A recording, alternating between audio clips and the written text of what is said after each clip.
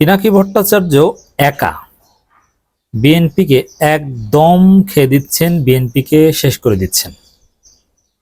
আমি বারবার একটা কথা বলি যে বিএনপি শেষ, এই বিএনপি আর ঘুরে দাঁড়াতে পারবে না, বিএনপির কোনো ভবিষ্যৎ নেই। বিএনপি ৮-১০ বছর টিকে থাকবে, এরপর একদম ধ্বংস হয়ে যাবে, মুসলিম লীগ, ন্যাপ এদের মতো হয়ে যাবে। দেখেন, পিনাকি ভট্টাচার্য এবার বিএনপির এমন জায়গায় হাত দিয়েছে, এই বিএনপির আর ঘুরে দাঁড়ানোর কোনো সম্ভাবনা কিংবা সুযোগ নেই। দেখেন, খুবই ইন্টারেস্টিং বিষয়।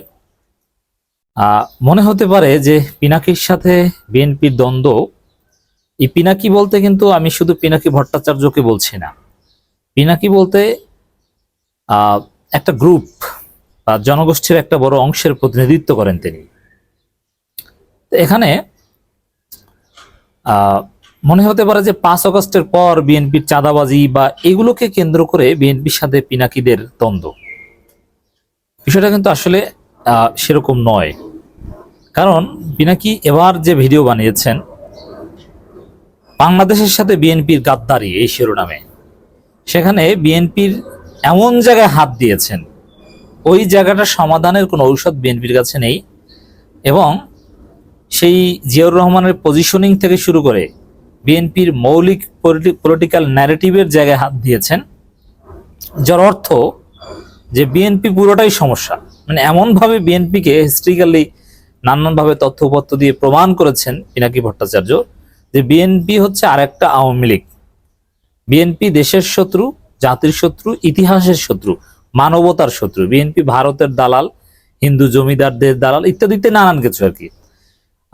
তো দর্শক, এই জায়গা থেকে বিএনপির সামনে পিনাকিদের সাথে আপোষ করার আর কোনো জায়গা থাকলো না। এই যে চাঁদাবাজি, যেমন আমরা বেসিক্যালি, যেমন আমার আলোচনা যারা শুনেন, বিএনপির সমালোচনা কোন গ্রাউন্ডে করি? চাঁদাবাজি গ্রাউন্ডে, যে বিএনপি চাঁদাবাজ, বিএনপি এখন সন্ত্রাস, বিএনপি নারী নির্যাতনকারী, বিএনপি ডাকাত,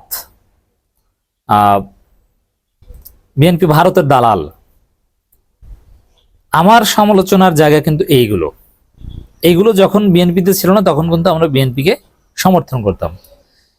এখন আমি যে বিষয়গুলো সমালোচনা করি বিএনপির, এগুলো সমাধান সম্ভব কিভাবে? যেমন এরা যদি চাঁদাবাজি ছেড়ে দেয়, বিএনপি যদি নারী নির্যাতন, ধর্ষণ এগুলো ছেড়ে দেয়, লুটপাট ছেড়ে দেয়, তাহলে তো সমস্যা নাই, তাহলে তো বিএনপি ওকে, আমাদের সমালোচনার থাকার কথা নয়। যেমন বিএনপি ভারতের দালালি ছেড়ে যদি আবার জামাত ইসলামের সাথে জোট করে, আমি কি বিএনপির বিরোধিতা করব? না। কিন্তু পিনাকি ভট্টাচার্যের বিরোধিতার জায়গা কিন্তু ওইটা না। দেখেন, বিএনপির মূল হচ্ছে জিয়াউর রহমান, বিএনপির একমাত্র ক্যাপিটাল হচ্ছে জিয়াউর রহমান। জিয়াউর রহমানের বাইরে বিএনপির কোনো ক্যাপিটাল নেই। সে জিয়াউর রহমানের পজিশনকে খেয়ে দিয়েছেন, বা পজিশনিংকে খেয়ে দিয়েছেন পিনাকি ভট্টাচার্য। কিভাবে? পিনাকি ভট্টাচার্য স্পষ্ট করেছেন যে জিয়াউর রহমানের পজিশনিং এই বিএনপি ঠিক করতে পারেনি। এখন জিয়াউর রহমানকে যেভাবে পজিশনিং করেছে বিএনপি, এটা কালের বিবর্তনে এখন ইরিলেভেন্ট হয়ে গিয়েছে। এর মানে বিএনপি এখন আর থাকবে না।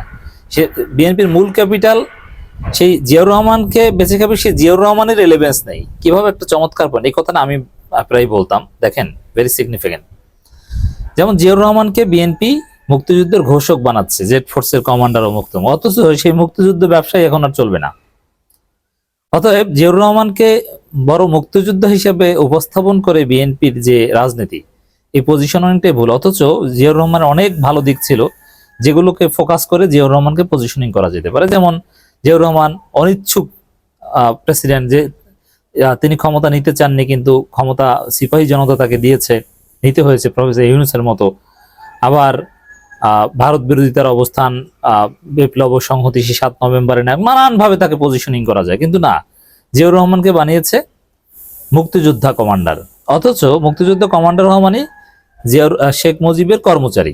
এটাই কিন্তু আওয়ামী লীগ এত বছর এটাই প্রচারণা চালিয়েছে যে শেখ মুজিবের কর্মচারী। এভাবে উদাহরণ দিত আওয়ামী লীগ যে শেখ মুজিব হচ্ছে কলেজের প্রিন্সিপাল, আর জিয়াউর রহমান ছিল দপ্তরি। জিয়াউর রহমান ঘন্টা পিটিয়েছেন জিয়াউর রহমানের নামে। বাস্তবে এটাই।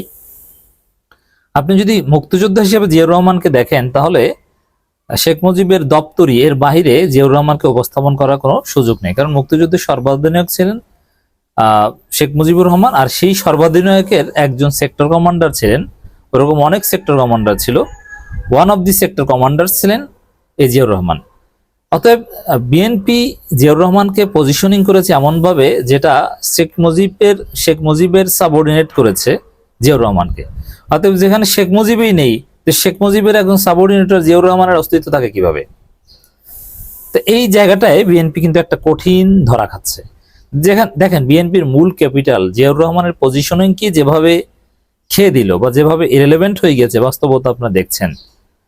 তো এই বিএনপি যে থাকবে না এটা বুঝতে আর অসুবিধা থাকার কথা নয়। তো দর্শক, বিএনপির চাঁদাবাজি, লুটপাট এগুলোতে নিয়ে কথা আছে, এগুলো একেবারে সিম্পল প্রশ্ন, এগুলো মৌলিক প্রশ্ন না। একটা রাজনৈতিক দল টিকে থাকতে হলে তার পলিটিক্যাল ন্যারেটিভ লাগে, বয়ান লাগে। অথচ পিনাকি ভট্টাচার্য চমৎকার ভাবে দেখিয়েছে যে বিএনপির নিজস্ব কোনো পলিটিক্যাল বয়ান নেই।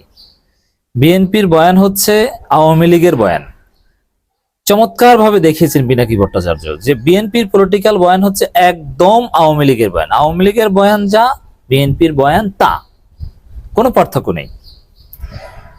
যেমন আওয়ামী লীগের যে মুক্তিযুদ্ধের বয়ান, বিএনপির এই ফজলুর রহমান, বিএনপির মির্জা ফখরুল, মির্জা আব্বাস, এরা সেম বয়ানে বিশ্বাস করে। এবং বিএনপি যার ফলে এই ভুল পজিশনিং এর কারণে এবং আওয়ামী ন্যারেটিভে বিশ্বাস করার কারণে তারা আমাদের 24-এর বিপ্লবকেও বিপ্লব মনে করে না এবং এটাকে দ্বিতীয় স্বাধীনতা হিসেবেও স্বীকার করে না।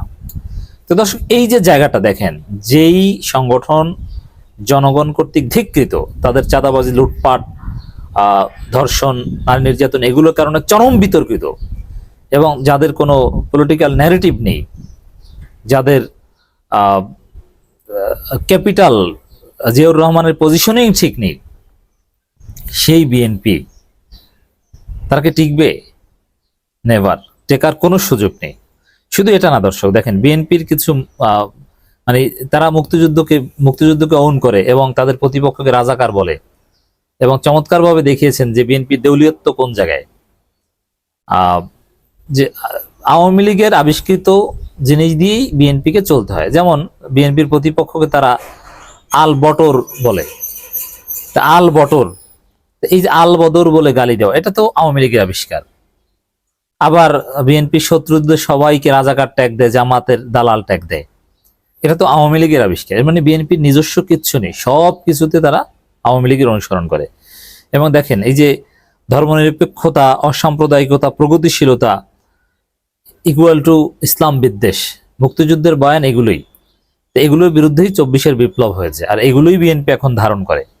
তো যদিও বিএনপির ভাষা একটু ভিন্ন, বিএনপির এই মৌলিকত্বটা, ন্যারেটিভটা, এটা পিনাকি যেভাবে দেখিয়েছেন সেটা এক প্রকার ইসলাম বিদ্বেষ। তো বিএনপি একদিকে আওয়ামী লীগ, আবার ইসলাম বিদ্বেষী, আবার ভারতের দালাল, আবার মানে সব দিক যদি আপনি বিবেচনা করেন।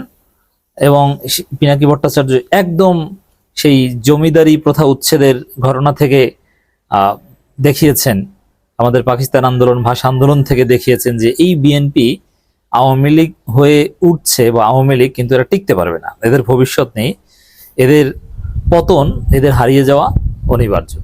তাহলে দর্শক, এক পিনাকি একেবারে বিএনপিকে হিস্ট্রিক্যালি যেভাবে ডিনাই করলেন, এই বিএনপি আর ঘুরে দাঁড়াতে পারবে না, বিএনপির ধ্বংস অনিবার্য। পিনাকি বলতে শুধু পিনাকি না, এটা একটা বিশাল গ্রুপ কিংবা জনগোষ্ঠী।